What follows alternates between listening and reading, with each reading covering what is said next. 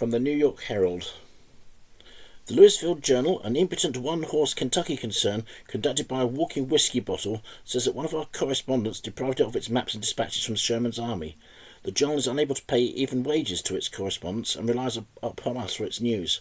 Our correspondent purchased the maps and intelligence referred to from one of the starving reporters of the Journal in order to save him from putting an end to his miserable existence, since he could no longer live on the bottle of bourbon a week with which the Journal supplied him. The Western editors are all whiskey bottles, their reporters are all whiskey, and their papers have all the fumes of that beverage without any of its strength. So much for the slanders of the Louisville Journal.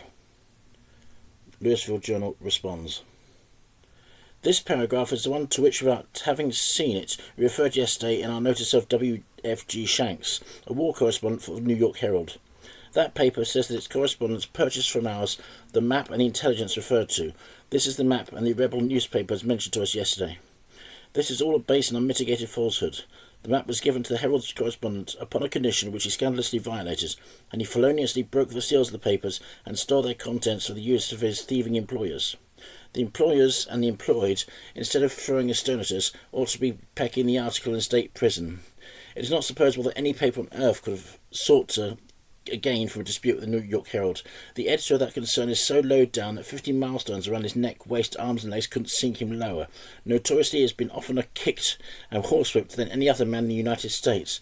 Whoever has had the slightest fancy for horsewhipping or kicking him has done it. The license to operate on him in either way, or both, couldn't have been more perfect if he had worn the word "to let" in chalk marks upon his shoulders and coat tails. When he has waked up each morning, his reflection has been, "Now is it a horsewhipping or a kicking today?" And occasionally it has been both, eked out with a smart nose-pulling. In fact, his nose has been so frequently twisted that it's an entirely one-sided affair, and we think it in common fairness the twister should be sentenced by a court of justice to untwist it. The editor of the Herald is said to have a great deal of money, but his kicks far exceed his coppers. The only time he was ever known to thank God was when sharp-toed boots and shoes were changed to be square-toed. It is said that by long experience he could always tell, when kicked, whether the application was made by boots, shoes, brogans or slippers, at what particular store the article was bought, what was its cost, what its quality was, and whether it was made of the hide of Durhams, Shortstones, Alderneys, Herefords or Devons.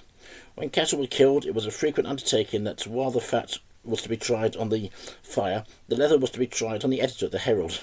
It is regarded as being the most undoubtedly the best judge of leather in New York. Not that he is a leather dealer, but that leather dealers have had so much to do with him. He has come so often into contact with leather that part of him chiefly concerned has lately itself become leather. So he not only walks upon leather when he walks, but sits upon leather when he sits. The editor of the Herald has lived a good deal longer than he ought to have done, but it is to be hoped that he can't live always, and if he ever dies, his hide should be tanned to leather, that is, the small portion of it that hasn't already been. His hair used as shoemaker's bristles, and his bones made into shearing horns.